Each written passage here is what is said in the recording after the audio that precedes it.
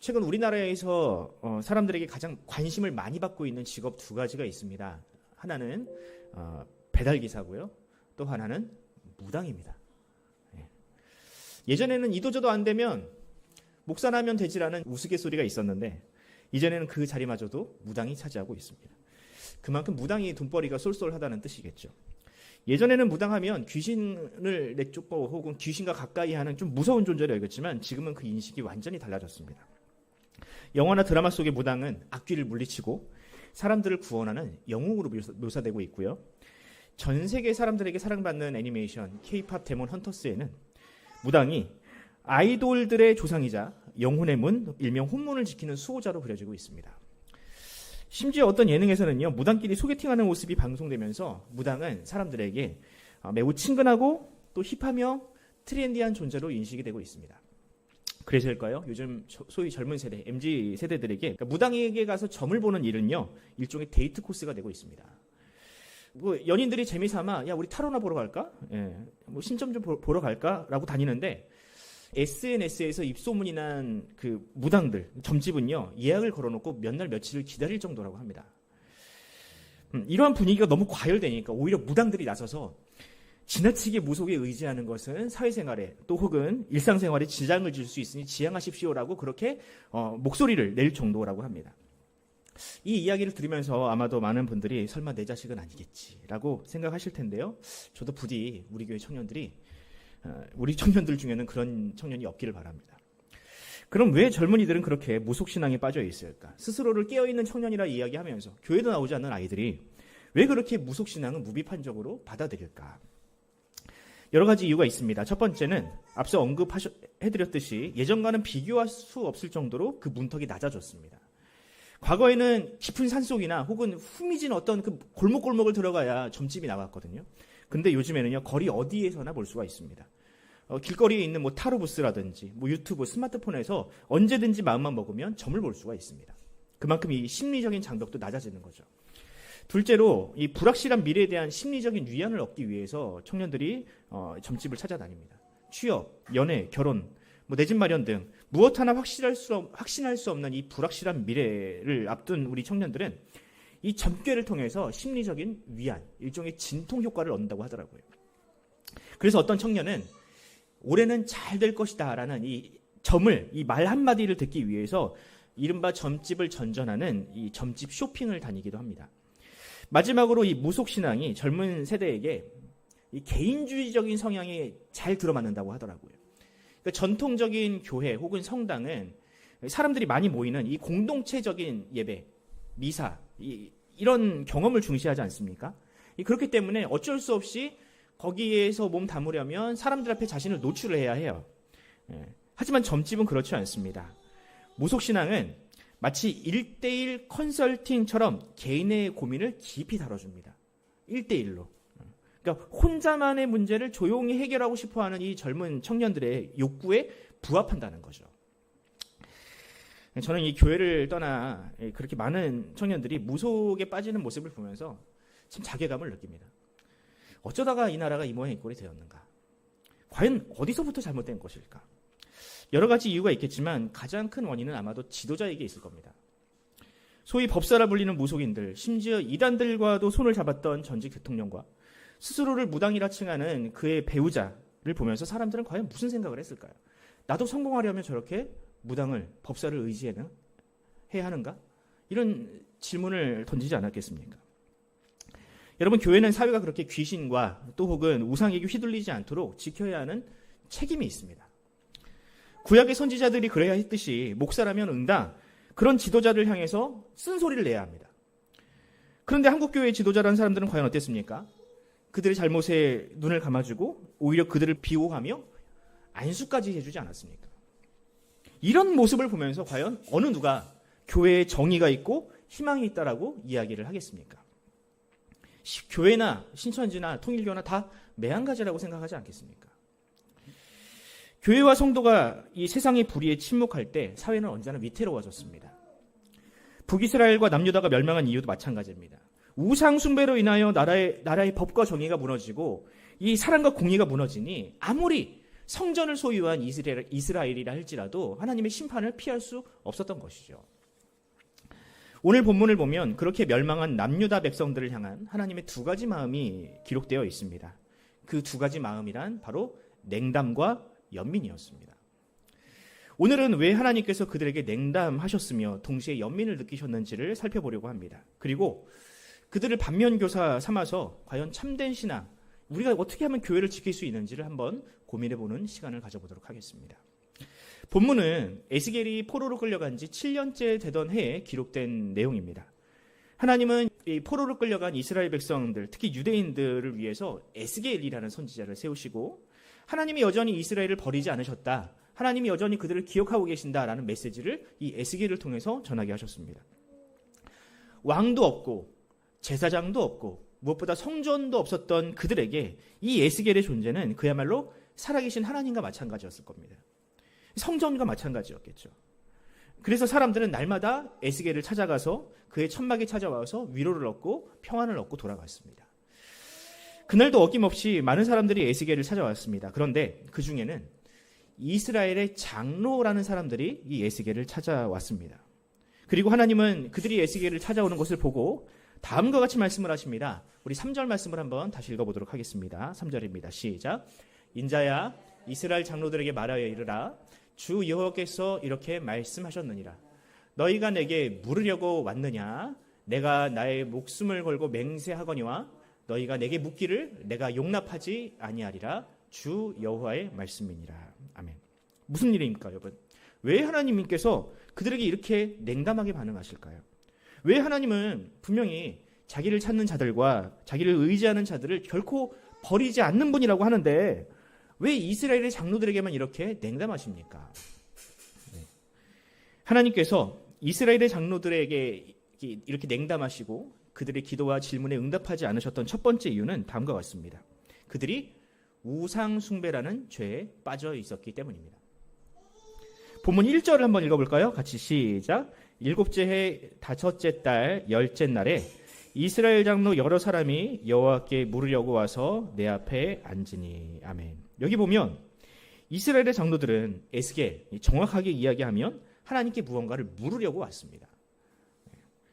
과연 그들은 하나님께 어떤 질문을 가져왔을까요? 만약 여러분들이라면, 이스라엘의 장로들이라면 여러분들은 과연 에스겔에게 어떤 질문을 하시겠습니까? 우리가 왜 이런 비참한 처지에 내몰려야 합니까? 왜 이 고통을 우리에게 주십니까? 이 고통은 과연 언제쯤 끝납니까? 라는 질문을 하시지 않겠습니까? 또 본문을 묵상하다 보면 그들은 하나님께 이렇게 항변했던 것 같습니다. 하나님, 그래도 우리가 나름 하나님의 백성이고 아브라함의 후손이고 우리에게 성전도 있었고 우리가 하나님께 성전도 지어드렸는데 어떻게 우리에게 이렇게 가혹하십니까? 라고 이야기한 것 같습니다. 그럼 하나님은 그 질문에 대해서 어떻게 대답하시는가? 본문 4절을 보면 그 답이 나옵니다. 한번 같이 읽어볼까요? 시작. 인자야, 내가 그들을 심판하려느냐? 내가 그들을 심판하려느냐? 너는 그들에게 그들의 조상들의 가증한 일을 알게 하여라. 네. 하나님은 유대인들이 이 바벨론 포로로 끌려온 이유가 바로 그 조상들의 가증한 행위 때문이라고 이야기를 하십니다. 그러면 그들이 어떤 가증한 행위를 했는가? 제가 28절을 읽어드립니다. 내가 내 손을 들어 그들에게 주기로 한 맹세한 땅으로 그들을 인도하여 드렸더니 그들이 모든 높은 산과 모든 무성한 나무를 보고 거기에서 제사를 드리고 분노하게 하는 제물을 올리며 거기서 또 분향하고 전제물을 부어 드린지라. 이것이 바로 그들의 조상들이 했던 범죄들입니다. 하나님께서 선물로 주신 땅에서 산당을 짓고 나무와 돌을 깎아서 우상을 만들고 그들에게 절하며 그 땅을 더럽혔다고 합니다. 바로 이것, 이 우상 숭배야말로 그들이 하나님께 심판을 받은 결정적인 이유였습니다. 그렇습니다. 이스라엘의 역사는 처음부터 끝까지 우상 숭배의 역사였습니다. 눈에 보이는 우상 혹은 눈에 보이지 않는 탐욕이라는 우상을 쫓는 역사가 바로 이스라엘의 역사였습니다. 심지어 그들은 하나님마저도 우상 취급을 했습니다. 엘리와 두 아들 홈리와 비느하스를 보십시오. 그들이 성전에서 자신의 어떤 사리사욕을 얼마나 많이 채웠습니까?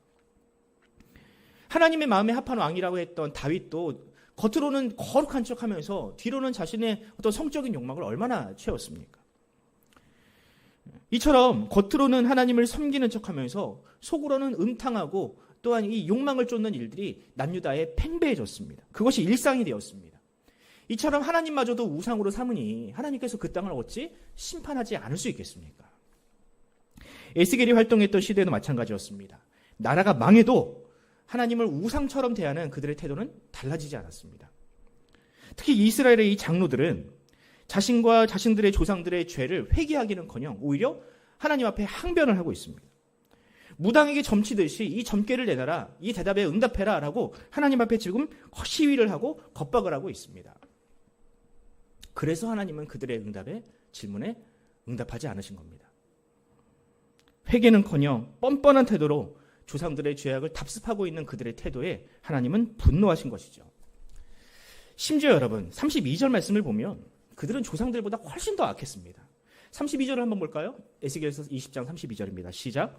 너희가 스스로 이르기를 우리가 이방인 곧 여러 나라 족속같이 되어서 목석을 경배하리라 하거니와 너희 마음에 품은 것을 결코 이루지 못하리라. 이 무슨 뜻이냐면 이스라엘의 장로들 중 대다수가 이스라엘의 회복, 남유다의 회복에는 관심도 없었다는 뜻입니다. 겉으로는 나라를 잃어서 애통하는 척을 하지만 속으로는 야, 내가 어떻게 하면 이 바벨론에서 좀 잘 먹고 잘 살 수 있을까? 저 바벨론 사람들이 섬기는 이 마르둑이라는 신을 섬기면 잘 먹고 잘 살 수 있을 것 같은데 어떻게 하면 이 바벨론에서 잘 융화되어서 내가 승승장구할 수 있을까? 이것을 지금 고민했다는 겁니다. 이처럼 여러분 당시 남유다 사람들, 특히 이 지도자라 불리는 사람들은요 겉과 속이 완전히 다른 사람들이었습니다. 그들은 스스로는 하나님을 사랑한다, 하나님을 예배한다 하지만 속으로는 그저 자기의 욕망을 우상 삼고 있는 그런 우상 숭배자에 불과했습니다.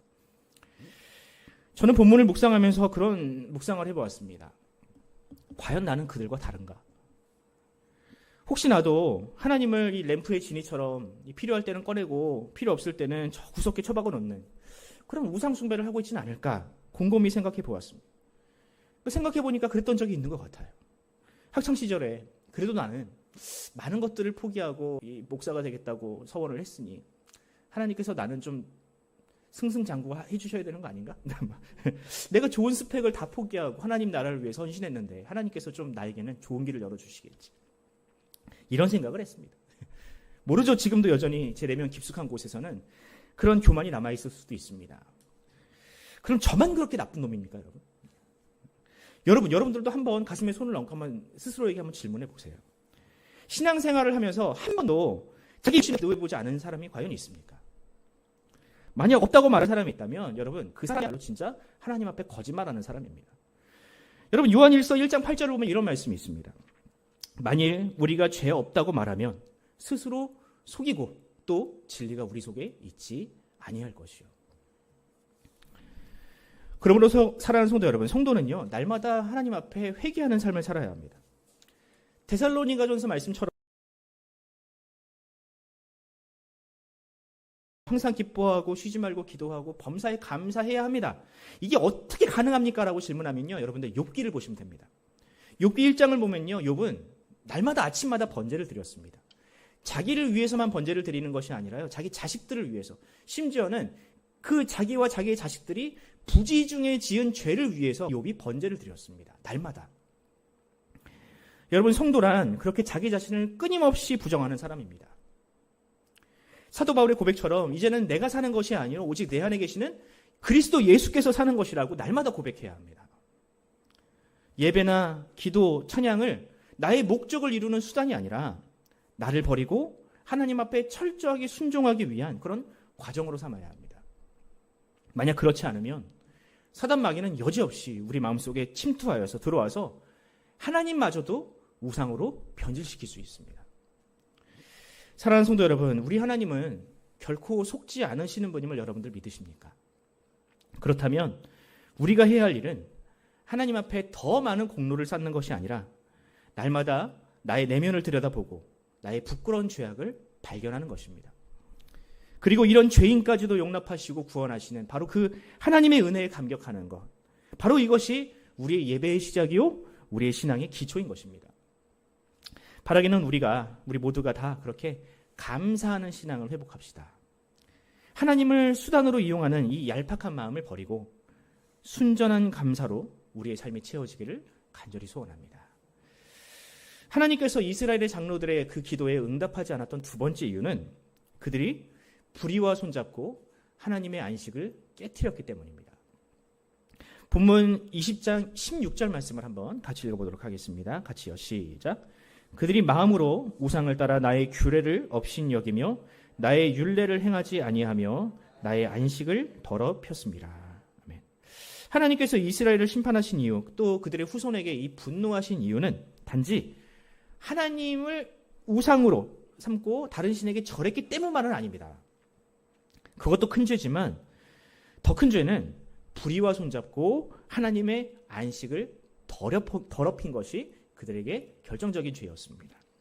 에스겔서 20장을 보면 이스라엘의 역사 가운데에서 하나님의 안식을 어떻게 더럽혔는지를 굉장히 구체적으로 이야기를 하거든요. 제가 13절 말씀을 한번 읽어드리겠습니다. 그러나 이스라엘 족속이 광야에서 내게 반역하여 나의 안식일을 크게 더럽혔으므로 내가 이르기를 내가 내 분노를 광야에서 그들에게 쏟아 멸하리라 하였으나, 또 21절을 보면 그들이 가나안 땅에 입성한 이후에도 여전히 하나님과 하나님의 언약을 어기고 마찬가지로 하나님의 안식을 깨트렸다고 합니다. 21절을 제가 읽어드립니다. 그러나 그들의 자손이 내게 반역하여 사람이 지켜 행하면 그로 말미암아 삶을 얻을 나의 율례를 따르지 아니하며 나의 규례를 지켜 행하지 아니하였고 나의 안식일을 더럽힌지라 라고 기록하고 있습니다. 그럼 여러분, 이 안식일이라는 게 과연 무엇이길래, 그것을 더럽힌 일이 과연 어떤 일이길래 이스라엘은 그렇게 가혹한 심판을 받아야만 했을까? 안식일, 토요일이죠. 토요일에 예배는 안 드리고 날마다 해외여행을 놀러를 갔을까? 오늘 본문을 보면 그렇지 않습니다. 이 안식일이라는 것이 그저 십계명에 나오는 안식일이 아닙니다. 분명히 여기서 이 안식 앞에 하나님의 안식이라고 분명히 이야기를 하고 있습니다.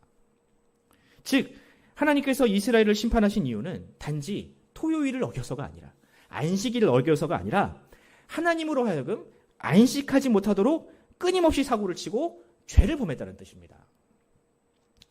창세기를 보면 하나님의 안식이 깨어진 최초의 사건이 기록되어 있죠. 아담과 하와가 선악과를 따먹은 일입니다. 창세기 1장과 2장을 보면 하나님은 세상을 창조하시고 제7일째 되는 날에 비로소 안식하셨다라고 기록합니다. 그런데 그 안식이 아담과 하와로 말미암아 깨져버린 것이죠. 이후로 하나님은 그 안식을 회복하기 위해서 아브라함을 부르시고 또 이스라엘이라는 나라를 택하셔서 그 안식에 동참하도록 하셨습니다. 하나님은 먼저 아들이 없어 안식하지 못하던 그 아브라함을 선택하셔서 그에게 아들을 주심으로 그로 하여금 안식을 허락하셨습니다. 또 애굽에서 안식하지 못하는 이스라엘 백성들, 아브라함의 후예들을 하나님께서 구원하심으로 그들에게 안식을 선물로 주셨습니다. 그 안식으로 말미암아 그들은 더 이상 노예가 아니라 주인으로서의 삶을 살아갈 수 있게 된 것이죠. 하지만 그 안식은 금세 깨어져 버렸습니다. 그 안식을 누리기 위해서 모세가 시내산에 올라가서 그 두 돌판, 십계명의 두 돌판을 받으러 올라갔는데 그 사이에 어떤 일이 벌어졌습니까? 이스라엘 백성들은 금송아지라는 우상을 만들어서 자신들은 여전히 애굽과 우상의 노예라고 선언해 버렸습니다. 이후로도 이스라엘은 수도 없이 그 안식을 깨트렸습니다. 율법이라는 이 참된 안식을 받을 수 있는, 누릴 수 있는 이 법을 하나님께서 주셨지만 이스라엘은 그 율법을 차근차근 깨트려 나갔습니다. 그들은 과부와 나그네를 안식하지 못하게 했습니다. 그들을 업신여기고 가난한 자를 착취했습니다. 신발 한 켤레 값으로 이웃을, 형제를 팔아 넘겼으며 또한 심지어는 자신의 욕심을 위해서 자신의 자식을 우상에게 바치는 그런 하나님의 안식과는 정반대되는 일들을 하셨습니다. 31절을 한번 읽어볼까요? 31절입니다. 시작. 너희가 또 너희 아들을 화제로 삼아 불 가운데로 지나가게 하며 오늘까지 너희 자신을 우상들로 말미암아 더럽혔느니라. 이스라엘 족속아, 너희가 내게 묻기를 내가 용납하겠느냐? 주 여호와의 말씀이니라. 내가 나의 삶을 두고 맹세하노니 너희가 내게 묻기를 내가 용납하지 아니하리라. 그렇습니다. 하나님의 안식일이란 단지 어떤 요일에 국한되는 개념이 아닙니다. 하나님의 안식이란 하나님의 말씀에 지향하는 공의와 정의, 우리가 이제 미시파트와 체데카라고 부르는 바로 그것입니다. 하나님은 단지 안식일만 잘 지키는 종교인을 원하신 것이 아닙니다. 정의와 공의를 지향함으로 그 땅이 평안을 누리는 그런 안식을 하나님께서는 이스라엘 백성들에게 요구하셨습니다. 굳이 하나님께서 돌보지 않더라도 형제가 형제를 돌보는, 구원하는 그런 사회, 이웃이 서로를 사랑함으로 그 누구나 굶거나 억울한 일을 당하지 않는 그런 사회, 그런 사회를 하나님은 기대하셨던 것입니다. 하지만 이스라엘은 그 기대를 저버렸기에 하나님께서 더 이상 그들의 기도에 응답하지 않게 된 것이죠. 여러분, 이처럼 우상과 욕망에 휘둘리는 사회, 정의와 공의를 내다버린 사회는 절대로 안식할 수 없습니다. 아무리 그들에게 성전이 있고 그들이 대단한 예물과 예배를 드린다 할지라도 그 땅에 정의와 공의가 없다면 그 땅은 결코 안식할 수 없습니다. 그럼 오늘날 우리의 기도와 예배는 과연 어떨까? 과연 우리의 예배와 기도는 하나님으로 안식하게 하는, 이 세상으로 안식하게 만드는, 기뻐하시는 예배와 기도인가? 저는 본문을 묵상하면서 우리나라가 과거 이스라엘과 남유다의 전철을 밟는 것 같아서 매우 안타까웠습니다. 한때 한국교회는 하나님의 큰 은혜를 입어서 존경과 사랑을 받았던 공동체입니다. 마음 둘 곳 없는 사람들에게 교회는 피난처가 되어 주었고 안식처가 되어 주었죠. 그렇게 교회에 안식이 있을 때 병자에게 기도를 하면 낫기도 하고, 또 공동체가 뜨겁게 기도하면 그 응답을 누리던 시절이 있었습니다. 하지만 지금은 어떻습니까? 지금은 그때보다 훨씬 더 수준 높은 설교와 찬양, 또 좋은 공간에서 예배를 드리지만 과연 사람들에게 이곳이 안식처라고 물어보면 사람들이 과연 그 부분에 대해서, 그 질문에 대해서 긍정적으로 답을 하겠습니까? 여기에 안식이 있고 여기에 평안이 있다라고 이야기를 하면 사람들이 과연 그 말을 믿겠습니까? 안식은커녕 오히려 지금 교회는 세상 앞에 불편한 그런 공동체로 여겨지고 있습니다. 여러분, 무엇이 문제일까요? 왜 한국교회는 지금 사람들에게 더 이상 안식을 주지 못할까? 저는 과거 이스라엘처럼 교회와 우리 믿는 사람들이 세상의 불의 앞에 눈과 귀를 닫았기 때문이라고 생각을 합니다. 그 시절 성전에 갇혀서 그저 자기들끼리 지지고 볶고 했던 이 유대인들처럼 교회 안에 갇혀버린 종교인으로 전락했기 때문이라고 그렇게 생각을 합니다. 저는 우리 한국교회가 다시금 신뢰를 회복하려면 이 교회와 세상은 다르다라는 이 이원론적인 생각에서 벗어나야 한다고 생각을 합니다. 교회는 정치에 왈가왈부하면 안 된다. 세상은 악하고 오로지 교회만이 선하니 목사들은 세상 일에 관심을 끊어야 된다라고 이야기하는 이것을 우리는 버려야 한다고 생각을 합니다. 여러분, 이게 진리입니까, 여러분? 우리는 이것을 지금 진리처럼 믿었잖아요. 근데 여러분, 성경에 어디에 그렇게 적혀 있습니까? 성경은 정반대로 이야기를 합니다. 하나님은 세상과 담쌓고 불의에 침묵하는 교회와 성도를 기뻐하지 않으신다라고 이야기를 합니다. 이웃의 아픔을 공감하지 않고 오로지 나만, 내 가족만, 내 교회만 위해서 기도하는 그런 기도에 응답하지 않는다라고 합니다. 바벨론의 불의한 질서에 편승하려 했던 그 장로들처럼 힘센 쪽에 붙어서 이득을 얻으려는 그런 불의한 교회는 하나님께서 반드시 심판하신다라고 이야기를 합니다. 그러므로 사랑하는 성도 여러분, 예수님의 기도를 우리가 기억해야 할 것입니다. 예수님은 마태복음 6장 33절에서 다음과 같이 말씀하셨습니다. 그런즉 너희는 먼저 그의 나라와 그의 의를 구하라. 그리하면 이 모든 것을 너희에게 더하시리라. 이 말씀처럼 우리의 기도의 우선순위에 하나님의 나라가 있기를 바랍니다. 이 땅의 공의와 정의가 회복되고 하나님의 안식을 깨트리는 그 악한 세력이 심판받기를 위해서 우리가 기도해야 할 것입니다. 무엇보다 우리 교회가 말씀으로 갱신되어서 이 하나님의 안식을 이 땅 가운데 이루는 그 하나님의 종으로, 도구로 우리가 쓰임받기를 간절히 소원합니다. 마지막으로, 그렇다면 하나님께서 응답하시는, 하나님께서 정말 응답하시고 싶어하는 그런 공동체란 과연 어떤 공동체인가? 오늘 본문은 우리에게 거룩한 산에 거하는 구원받은 죄인들을 하나님께서는 기뻐하시고 응답하신다라고 이야기를 합니다. 에스겔서 20장 40절 말씀을 한번 같이 읽어보도록 하겠습니다. 같이 시작. 주 여호와의 말씀이니라. 이스라엘 온 족속이 그 땅에 있어서 내 거룩한 산 곧 이스라엘의 높은 산에서 다 나를 섬기리니 거기에서 내가 그들을 기쁘게 받을지라. 거기에서 너희 예물과 너희가 드리는 첫 열매와 너희 모든 성물을 요구하리라. 아멘. 여기 보면 이스라엘의 장로들과는 달리 하나님께서 기뻐하시는 공동체란 무엇인지에 대한 이야기가 기록되어 있습니다.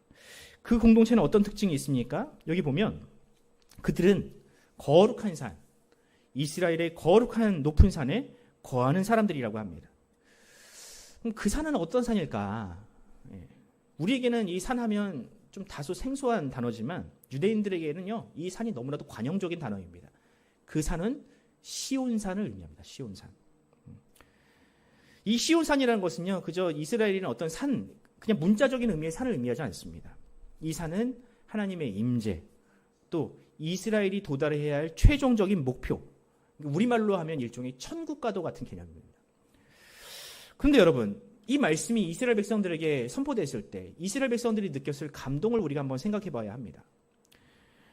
당시 이 포로로 잡혀가 있던 이스라엘 백성들에게 이 시온산이라는 개념은요, 그야말로 꿈과 같은 이야기였습니다. 왜냐하면 그들은 이미 하나님께 범죄하여서 심판을 받은 사람들이거든요. 우리는 이미 하나님 앞에 심판받은, 버림받은 족속이다라고 그들은 자신을 규정하고 있었습니다. 그런데 그렇게 감히 시온을 꿈꿀 수도 없었던 그런 존재들에게 하나님께서 먼저 다가오셔서 시온을 이야기하십니다. 이 말은 하나님께서 먼저 그들을 용서하시고 다시 하나님 백성 삼으시겠다는 선언과 다름없었으니 이스라엘 백성들이 어찌 감격하지 않을 수 있겠습니까? 그뿐입니까? 그들은 거기서 오로지 하나님만 섬기게 될 것이라고 합니다. 이전까지는 죄의 종노릇을 하느라 나의 욕심과 나의 어떤 탐욕 때문에 내가 그렇게 하고 싶지 않아도 어쩔 수 없이 우상숭배를 할 수밖에 없는 그런 죄의 종노릇하던 존재가 바로 그들이었습니다.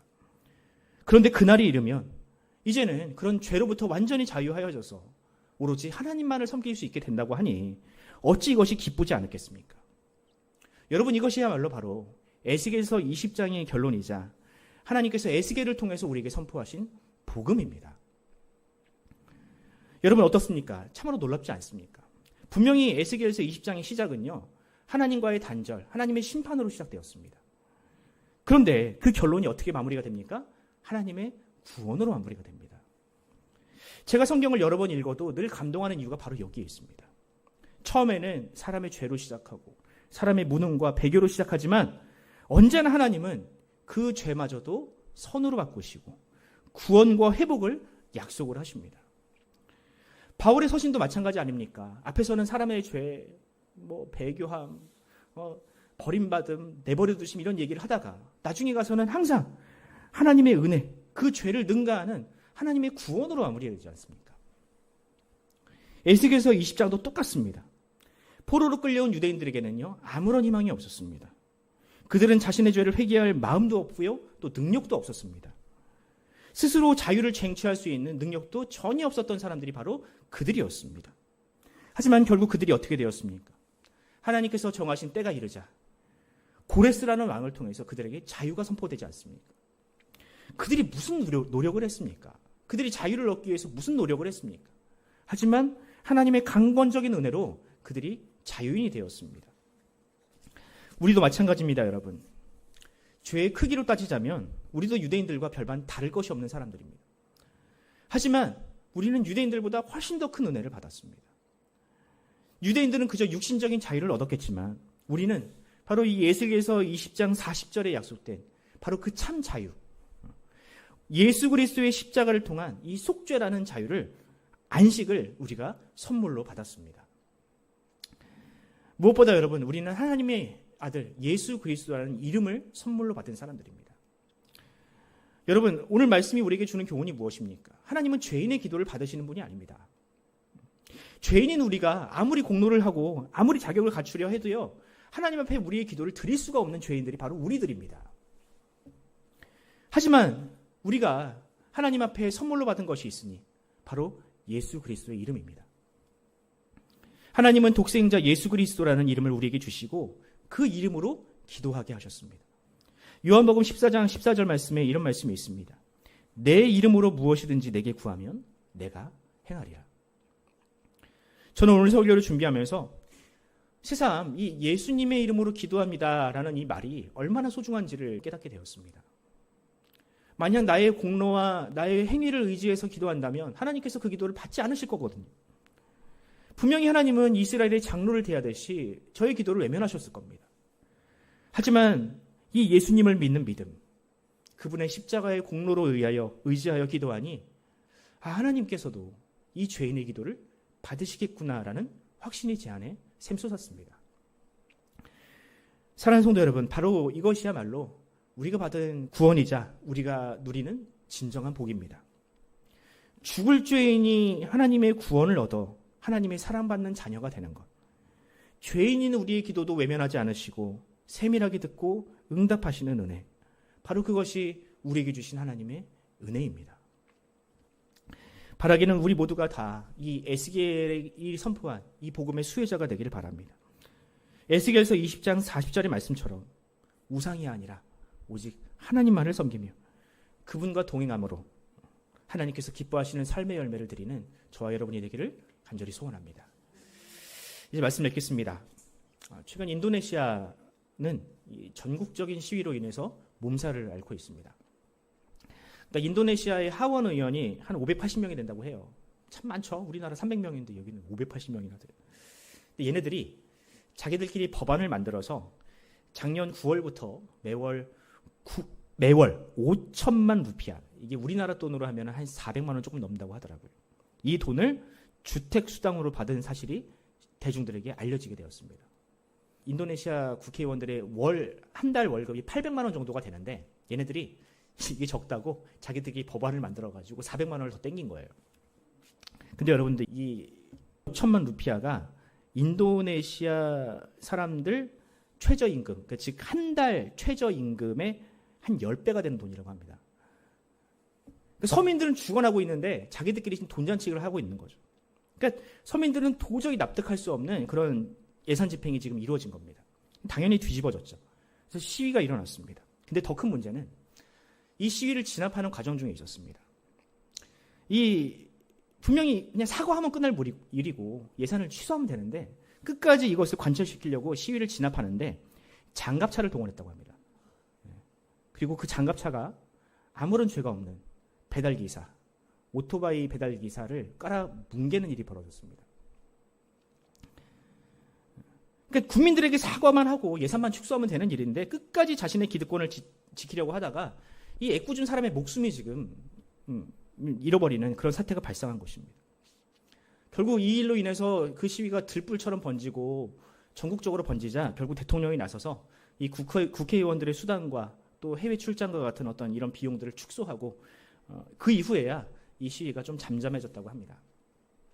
제가 주목하는 것은요, 인도네시아 사람들이 이 시위를 세계인들에게 알리면서 SNS에 한글로 메시지를 남겼다는 겁니다. 제가 그 중에 몇 개를 읽어드리겠습니다. 그러니까 한글이라고 해가지고 한국말인데 보세요. 한번 보시면 아는데요. 어떻게 적혀있냐면 이렇게 적혀있습니다.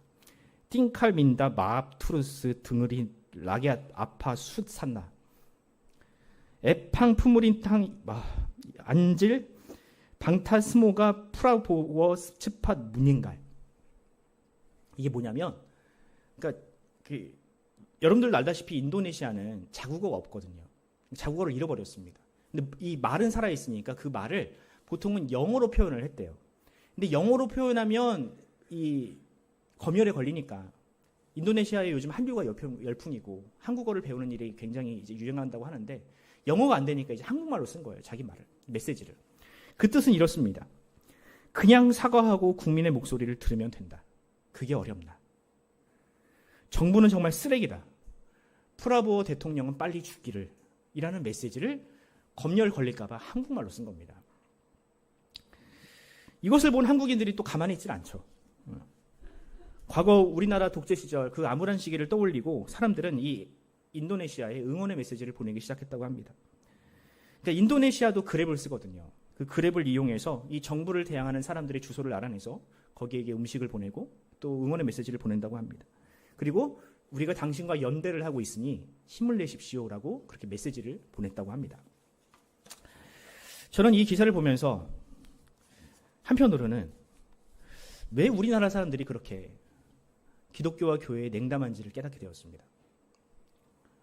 우리가 그저 입으로만 이웃을 사랑을 얘기를 하고 정의를 말하고 외치는 사이에 세상은 우리보다 더 나은 사람, 정말로 차원 높은 정의를 추구하고 있었습니다. 우리가 세상에서 일어나는 일에 눈과 귀를 닫고 그저 교회 안에만 머물러 있을 때 교회 밖에 있는 사람들은요, 서로의 아픔을 감싸며 어떻게든 자식들에게 더 나은 세상, 더 좋은 나라를 물려주고자 피를 흘리고 있었습니다. 그렇게 이 시뻘겋게 살아있는 이 양심으로 깨어있는 시민들에게 과연 우리가 전하는 메시지, 복음은 과연 어떻게 들릴까? 세상 일에는 나 몰라라 하고 독재자와 가난과 굶주림에 시달리는 이웃들의 아픔에는 무관심하면서 그저 예수 믿으세요, 예수 믿고 천국 가세요라는 말이 과연 그들에게 들리기나 하겠습니까? 우리 다음 세대에게 건강한 교회를 물려주고 또 신앙을 물려주기 위해서는 우리가 세상을 뛰어넘는 기준, 세상이 감히 넘볼 수 없는 그런 사랑과 정의를 우리가 추구해야만 합니다. 예수님께서 그 시대가 놀랄 만큼 놀라운 일을 하셨지 않습니까? 자신을 버려 십자가를 지시고 죄를 위해 자신을 버리셨을 때 세상이 변하지 않았습니까? 우리도 역시 마찬가지로 그 누구도, 그 어떤 이단도 감히 흉내낼 수 없는 그런 삶의 기준을 세상 앞에 보여줄 수 있어야 합니다. 오늘 본문에 기록된 것처럼 정의와 공의를 지향하는 정직한 삶, 그저 종교적인 예식에만 만족하는 것이 아니라 예수 그리스도의 사랑으로 기꺼이 이웃의 질고를 지고 그들의 아픔을 짊어지는 그런 삶이야말로 우리가 가지는 차별성이 되어야 합니다. 여러분, 이단과 무당은 그런 삶을 할 수가 없습니다. 왜? 그들은 사랑을 받지 못했거든요. 예수 그리스도의 사랑을 알지 못하거든요. 그 사랑을 알고 있는 우리야말로 그 사랑을 실천할 수가 있습니다.